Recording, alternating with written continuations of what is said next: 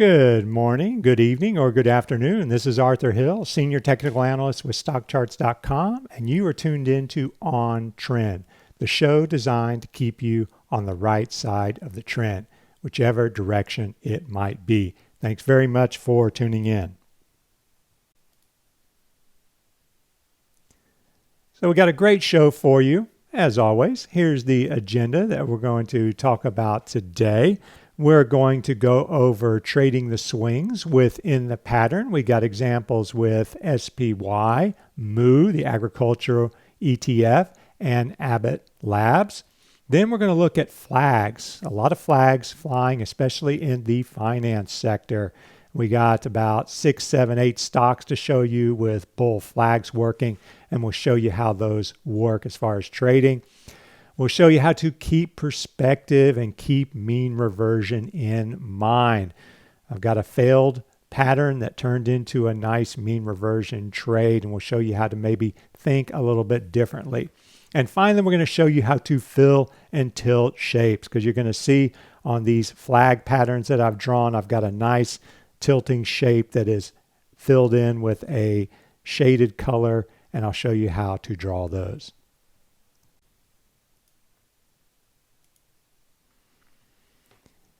Begin with the big trend in mind. And what do I mean by that? Well, the first thing I do when I look at a chart is I try to determine what is the big trend. Now, of course, the big trend can be a relative term. I mean, for some people, the big trend might be a 5-day trend on a 30-minute chart if they're trading 5-minute bars over a period of a few hours. But for me, I use daily close-only charts. I usually use a 1-year chart by default. I put a 50-day EMA on there, a 200-day EMA on there, and I always show RSI 10. That's pretty much my default chart. I would say that 9 times out of 10, this is a setup I look at, and it shows me pretty much all the information I need. And so the first thing I do before I establish my trading bias is what is that big trend? Because that big trend is going to dictate my trading bias. So I put a few annotations on this chart here. And first of all, you can see I've got a line there that starts down at the lower left and it goes to the upper right and it slopes up. So that's an uptrend there. And then you can see we've got a 52-week high in January. That's indicative of an uptrend. The green dashed line is a 50-day EMA and it's above the 200-day EMA. And price is above the 200-day EMA. And that 200-day EMA is rising.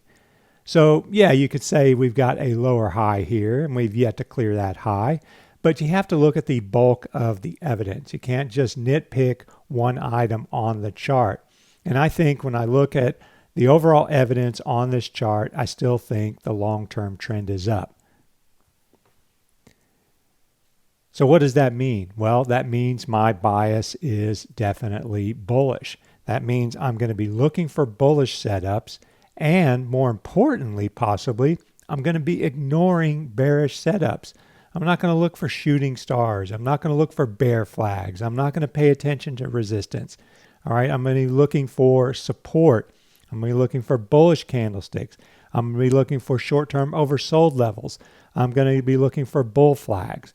All right, I immediately eliminate all the things I'm going to ignore.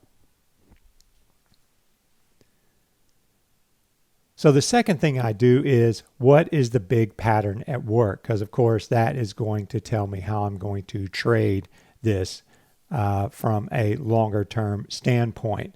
And so, we don't have to get real fancy here. All right, I just drew a couple of lines here and you can see that we've got a lower high and a higher low, and we put a couple trend lines there and we have a triangle. All right. Now, we already established that the trend is up, so that means we have a triangle within an uptrend. And this is very important because there are certain assumptions at work when we're dealing with triangles.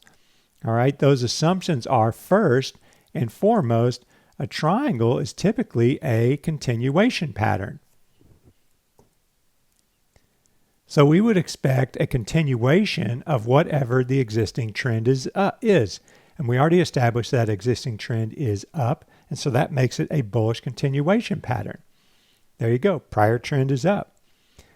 So if we think it's a bullish continuation pattern, then that means we definitely have to have a bullish bias. And we would expect an upside breakout from that triangle. And when that upside breakout happens, we would expect a move to new highs. All right, so we can't trade the triangle breakout all the time because it's a big pattern. Maybe it has a bad risk to reward ratio or whatever. So what I do is I look within that triangle. And this is a technique I use often. Whenever we have a consolidation within an uptrend forming, I look for the happenings within that consolidation to try and play the swings. So here's a little blow up of this triangle so we can decide what is happening within this triangle. Well, there happen to be 6 swings. All right, we have 3 down swings, you can see, which are denoted by the red, 1, 2, 3, and we have 3 upswings in green. Now, we got a little whipsaw here if you're trying to play these upswings and downswings, and one of these swings is going to catch hold and it is going to last. Now, I'm pretty much ignoring the downswings. All right, I'm only looking for some sort of a bullish reversal and to time those upswings. Why? Because the bigger trend is up and a bullish continuation pattern formed that triangle. So I'm only interested in trading in the direction of the bigger trend. So how are we going to time those swings within that triangle? Well, here is a focus on 2 techniques. Now, sometimes we don't always get a nice pattern. You can see here we have this very sharp decline and we don't have a flag. We don't have a, maybe you have a piercing pattern here, but you can see volatility is very high and we move down. But RSI became oversold. And when RSI becomes oversold and the bigger trend is up, that means I prepare for a bounce. So that's one way to time a trade within the bigger uptrend. And you can see we got a second oversold reading there in late March, and that gave way to a bounce. Now, as far as the most recent upswing, we had a falling channel flag of sorts. It's a bit too big relative to this prior advance to be considered a flag. I've got some better flag examples coming up here. But you can see that there was the downtrend, and then we had this like 3 candlestick reversal here. We had a black candlestick, kind of a shooting star with a dip down below 258 and then a close back above 260 and then the long white candlestick. And that was the first sign that this trend, this downswing within the triangle was reversing. And then we got the breakout. All right, so now we have a long-term uptrend. We have a bigger triangle breakout in play, and we have this breakout here within the triangle. That was the first breakout signal that we had. If we go forward, we can see another chart. This is MU, the Van Eck agribusiness ETF, and it has a similar setup here. You have a long-term uptrend because the trend is clearly up and you have a 52-week high there.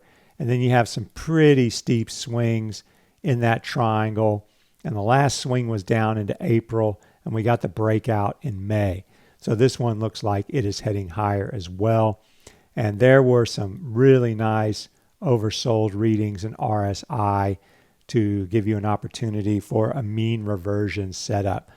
I think short-term mean reversion setups are better than breakouts personally. All right, here is Abbott Labs, and this one is a bit different, but it's still a big triangle within an uptrend here. You can see, of course, the 52-week high here, and then we have higher lows, a lot of support there in that 57 area, and then we got the breakout within the triangle. And that's what I call the early bird signal. All right, it's before the triangle breakout, because you got to decide when you're down here around 58, 59, you got to decide, when do I want to turn bullish? Do I want to turn bullish above 64 when we hit a new high? Or do I want to lean into this trade, so to speak, and turn bullish on a breakout at 60? And that's why I look at the swings within the pattern to try and get a leg up on that breakout, if you will. We all make assumptions, all right? but I'm assuming the long-term trend is up, and I'm assuming that that trend is going to continue and not reverse. A vital assumption there. All right, we bet on a continuation, not a reversal, and so that's why I don't look for a support break here. I look for a breakout as an opportunity. So flags are a-flying, and as I said, I'll have some better examples of flags. Before we look at these flags, let's look at some of the assumptions that we assume. Obviously, we assume if it's an assumption. But first thing, a bullish flag is either flat or sloping down. It represents a small correction after a usually sharp advance. All right. Now, patterns aren't always perfect. You know, we can't always draw trend lines to make a picture-perfect flat flag or a picture-perfect sloping flag where the upper and lower trend lines are exactly parallel. Sometimes we get kind of a megaphone structure. Sometimes we get a pennant, which is, enclosing a contracting triangle, basically. And sometimes we get a small wedge. But the important thing to remember is you've had a sharp advance, and then you've had a short pullback or consolidation. All right. It's a short-term continuation pattern. So that means if the prior move is up, that makes it, say it all together now, a bullish continuation pattern. So that means an upside breakout is expected from the flag pattern. So now let's look at a couple of live examples. And this is what we do here at On Trend. All right. We try to get you the big trend and show you tech setups that are within that or in harmony with that trend. So here's SPY again, and there's that big triangle that I talked about. And you can see here that we've had a breakout. There's the breakout. So that is bullish. And then we formed a small pennant. All right. And a pennant is going to last 1 to 3 to maybe 4 weeks. It's usually not that much longer. And also the terminology depends on the size of the pattern. So you can see this is a very short-term pattern. You had a sharp advance around 6%, and then you stalled, and now we're breaking above that pennant line.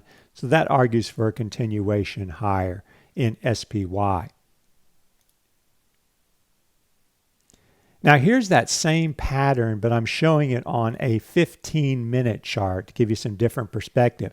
Now, it's really not a pennant on this chart because you can see it's strung out a little bit longer, but it's the same thing. It's a consolidation after a sharp advance. There's your 5.8% advance. And then, you came down, up, down, and then we got the gap up yesterday and we're breaking out.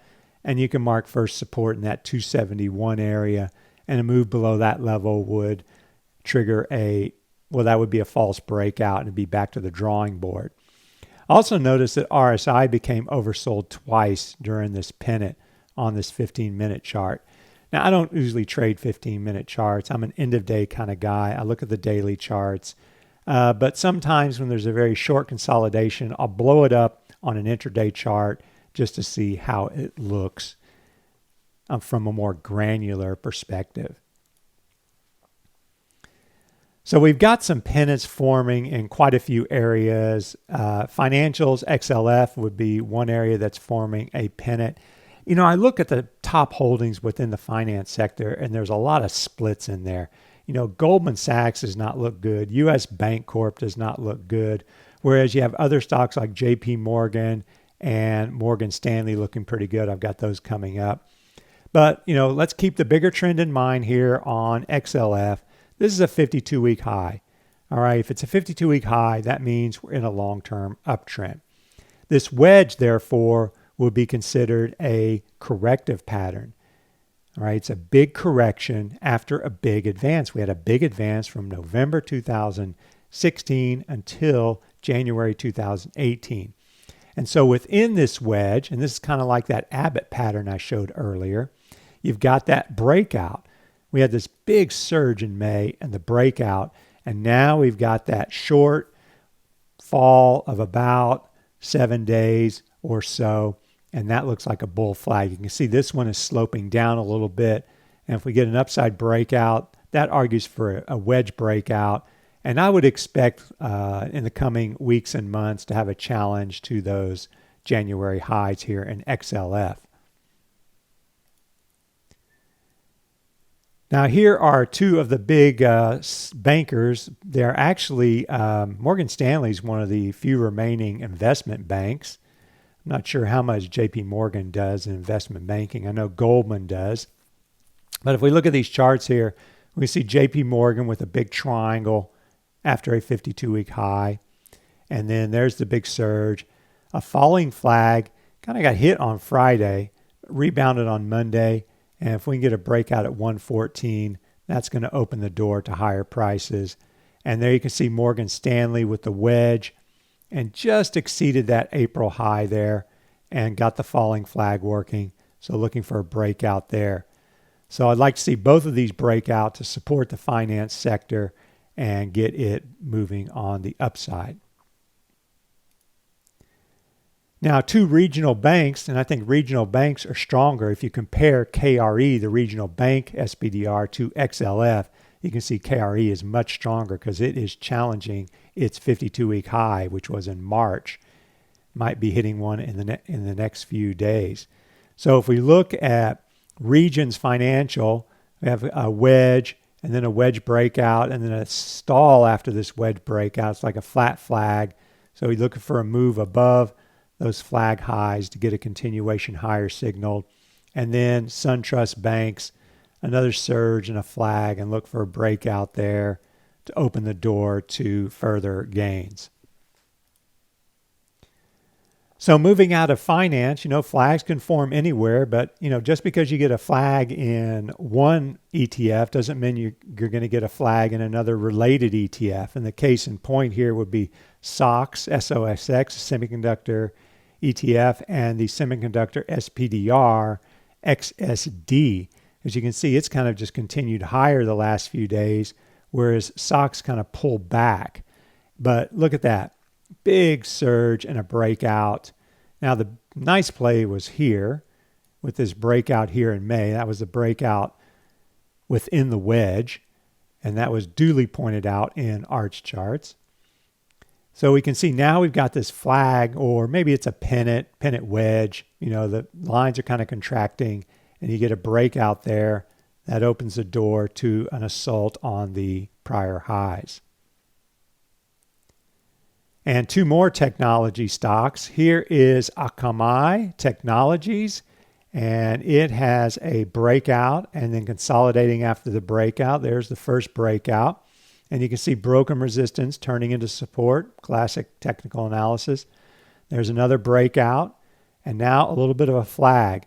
Now, this is what I'm talking about when I say these flags are not picture perfect. We can't really draw nice lines there connecting the highs and then a parallel trend line below. But there's a consolidation after this big move up here, and it looks like we're going to get a breakout here and a move to new highs. And then the other one here is Corvo, and there you can see that big surge, and it looks like a small wedge. It looks like we're breaking out of that wedge and ready to challenge those highs there. And now a word from our sponsor. I just want to show you some really cool parts of the website, Stock Charts TV, our YouTube channel, the blog where you can find a follow-up post on today's on-trend show, and also where you can get a free trial. So here's the Stock Charts TV page. There's a link up there at the top, and you can see currently we have a presentation from Gaddis Rose. There's always a poll on the right that you can participate in. And of course, down below, you can see the schedule for the day. And then at the top right, we have a link to our YouTube channel. And this is where all of the videos that are produced on Stock Charts TV are archived. And if you go to that channel, you can see all the Stock Charts videos and then the Stock Chart shows. We have Market Watchers Live with Tom Boley and Aaron Swinland. We have On Trend with yours truly. And we have the Final Bar with Greg Schnell.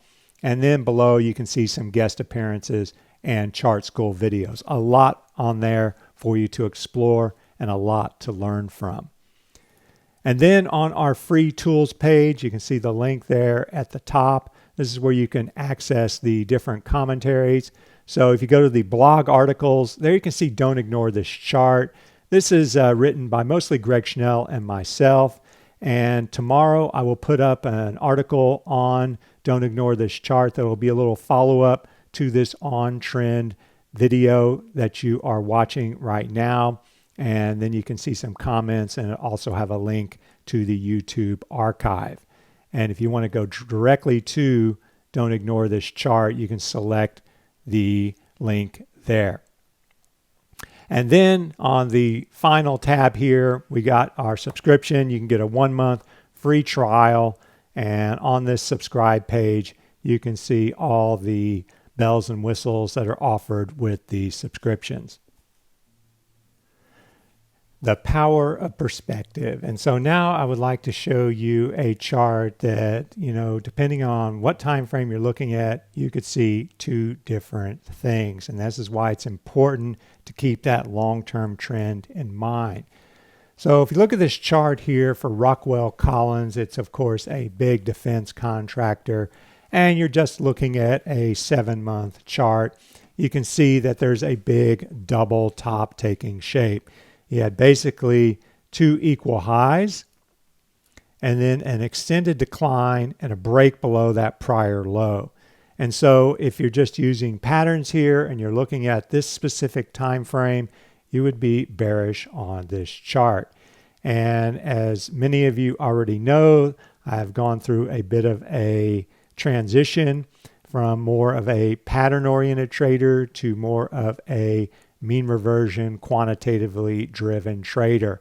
And because of that, I would take a look at this in a different perspective. And how would I do that? Well, what I would do is first back up the chart. All right, this one's going back over a year. All right, but even if I went back just a year, say to May 2017, you can see that the stock is up from like 100 to 135. It's still up 35%. But if you go from October 2016 until January 2018, you're up like 80%. A huge move. And look how dwarfed that double top is looking. All right, it looks more like a big consolidation after a big advance. And then if you put on some basic indicators, like I always use, the 50-day EMA and the 200-day EMA, they're not perfect. And as Aaron Swinlin and Carl Swinlin always say at the end of their blogs, technical analysis is a windsock. It's not a crystal ball. And so that's why I just use the same EMAs on all my charts, because it doesn't matter if you change the EMA. It might work sometimes great. It might work less great other times. But it's just to give you a general idea of the trend. And when you look on this chart, clearly the 50-day EMA is above the 200-day.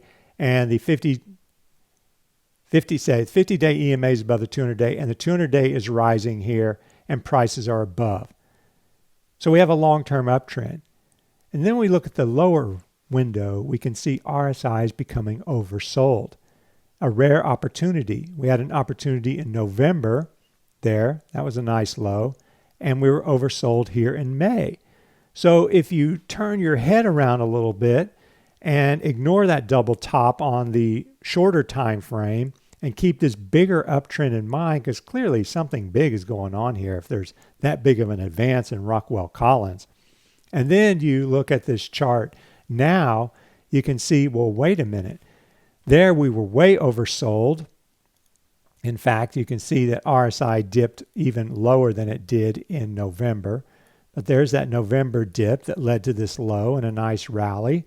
Almost got below 30 there in February and got a nice bounce. And we got below 30 here. So instead of, looking at the support break, I think you should be looking at the oversold condition within a bigger uptrend. Oversold in a long-term uptrend is an opportunity, not a threat.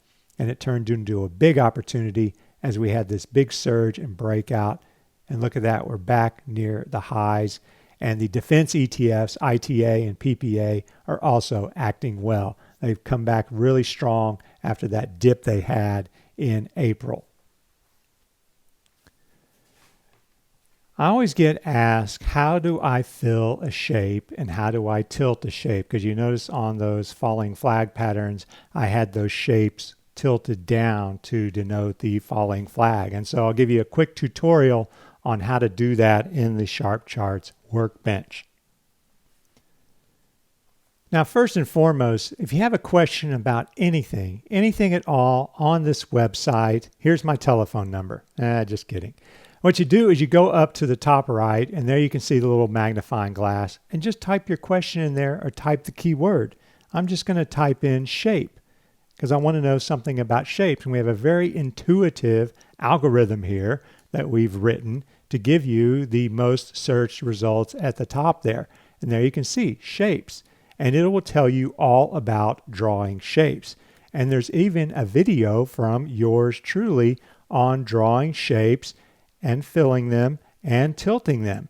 All right, it's complete with examples and it's only about 8 minutes long. So now let's go and see how we would do that. We've got a chart here of XLF, and what I'm going to do is I'm going to choose to annotate it, of course, and then I'm going to go to a shape, and I'm just going to choose a rectangle. So first of all, I start out with a filled shape. That's probably what I did last. And you see up here, you have a choice to fill it or not fill it. So in this example, I'm going to fill it. I don't want a thick line, so I'll make it a thin line. And I want it to be shaded. And you can see I can choose this slider here and drag it to the left and choose the shading that I would like on that shape. And I click choose, and that will be drawn. All right, if I want to duplicate that shape while it's selected there you can see those yellow handles. I'll just hit the Control and the D or Command D on your Mac. I'll go back over to the left, click the select button, and I can drag it to where I want. And I can even change the color. So I've already got a light green there, make it a little lighter. All right, and I've got a nice shape for support and resistance. But what we want is the flag. And how do we tilt that?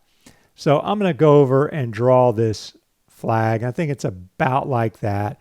And you can see the yellow handles appear. And what I'm going to do is I'm going to go over to the yellow handle. I'm going to hold down the control button and I'm going to click that yellow handle and just kind of tilt it. And once it's about the angle that I like, I can click in the middle and move it over, and I can expand it further to denote my flag. Now I can also draw another rectangle down below here to denote the flag pole. All right, so there you can see that's how you deal with shapes. Also, we have ellipses and triangles. Ellipses are nice to mark specific highs or patterns as well.